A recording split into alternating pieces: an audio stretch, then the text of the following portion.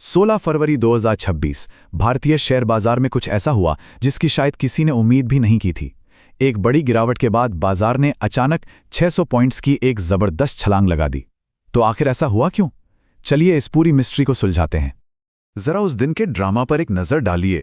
सुबह जब मार्केट खुला तो सेंसेक्स लगभग 350 पॉइंट नीचे था। सब तरफ एक मायूसी का माहौल था, लेकिन फिर दोपहर तक तो जैसे पूरी कहानी ही पलट गई। सारी गिरावट को पीछे छोड़ते हुए मार्केट 600 से भी ज्यादा पॉइंट्स ऊपर चढ़ गया। मतलब एक ही दिन में इतना बड़ा यू टर्न। तो सबसे बड़ा सवाल यही उठता है, इस अचानक आई तेजी का राज क्या था? मार्केट को इस तरह पलटने के पीछे कौन सी ताकतें काम कर रही थीं? आइए एक एक करके इन वजहों की पड़ताल करते हैं। पहली और सबसे बड़ी वजह थी बार्गेन हंटिंग। इसका सीधा सा मतलब है कम कीमत पर अच्छे शेयरों को खरीदना। देखिए, जब भी मार्केट में बड़ी गिरावट आती है ना, तो कई समझदार इन्वेस्टर्स इसे घबराने का नहीं बल्कि खरीदारी का एक शानदार मौका समझते हैं। इसी को वैल्यू बाइंग भी कहते हैं। ये एक ऐसी स्ट्रैटेजी है जिसमें इन्वेस्टर्स उन अच्छी कंपनियों के शेयर्स खरीदते हैं जो किसी वजह से अपनी असली कीमत से सस्ते में मिल रहे हों। ये बिल्कुल वैसा ही है जैसे हम किसी बड़ी सेल में बढ़िया ब्रांड का सामान डिस्काउंट पर खरीद लेते हैं। अब ये समझना जरूरी है कि उस दिन वैल्यू बाइंग का इतना अच्छा मौका बना ही क्यों? हुआ ये कि ठीक एक कारोबारी दिन पहले यानी शुक्रवार को सेंसेक्स 1000 से भी ज्यादा पॉइंट्स टूटा था।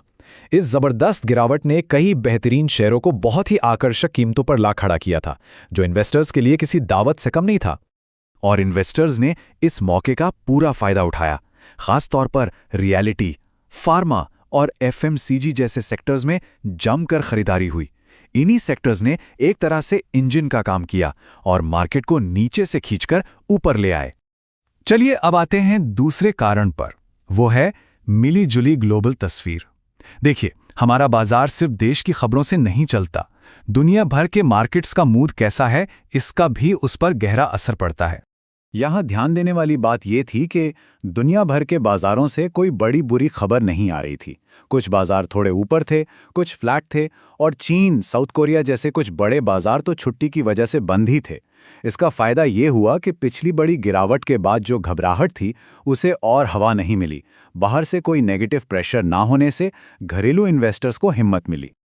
और अब तीसरा और आखिरी कारण, करेंसी यानी रुपए का कनेक्शन। जी हां, डॉलर के मुकाबले रुपए की चाल भी बाजार की दिशा तय करने में एक अहम किरदार निभाती है। उस दिन की शुरुआत में रुपया अमेरिकी डॉलर के मुकाबले थोड़ा सा कमजोर होकर 90.67 पर आ गया। अब सुनने में तो ये सिर्फ एक पैसे का बदलाव लगता है, लेकिन इसके पीछे की कहानी काफी इंटरेस्टिंग है। असल में मजबूत होता डॉलर और विदेशी फंड्स का बाहर जाना, इन दोनों वजहों से रुपये पर थोड़ा दबाव था।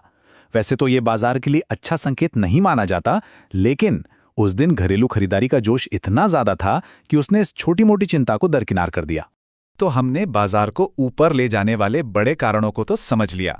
अब जरा ये भी देख लेते हैं कि इस पूरे एक्शन के बीच कौन से शेयर्स हीरो बने और कौन थोड़े पिछड़ गए। निफ्टी 50 में क्वालिटी वॉल्स, पावर ग्रिड और कोल इंडिया जैसे शेयरों में 5% तक की जबरदस्त तेजी देखने को मिली।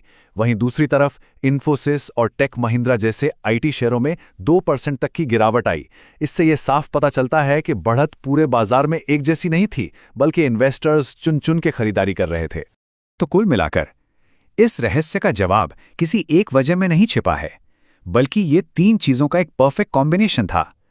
घरेलू इन्वेस्टर्स की बार्गेन हंटिंग, स्थिर ग्लोबल संकेतों से मिला सपोर्ट और करेंसी की अपनी चाल, इन सब ने मिलकर इस हैरान कर देने वाली रैली को मुमकिन बनाया।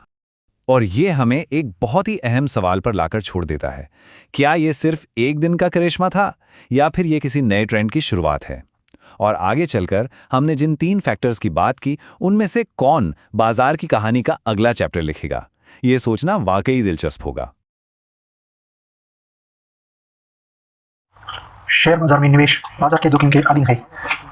मैं कोई सेबी पंजीकृत रिसर्च एनालिस्ट नहीं हूँ। मेरी तरफ से मैं बेस्ट जानकारी प्रोवाइड करने का पूरा प्रयास करता हूँ, पर शेयर मार्केट में कोई भी ट्रेडिंग या निवेश का सिस्टम 100% परफेक्ट नहीं होता है।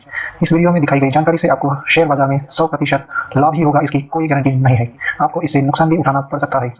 इस वीडियो में दिखाई गई जानकारी को सिर्फ एजुकेशनल पर्पज के लिए समझा जाए तथा इसमें बताई गई जानकारी का उपयोग स्वविवेक से करें। मैं इस वीडियो का निर्माता किसी भी नुकसान के लिए उत्तरदायी नहीं हूँ। Thank you.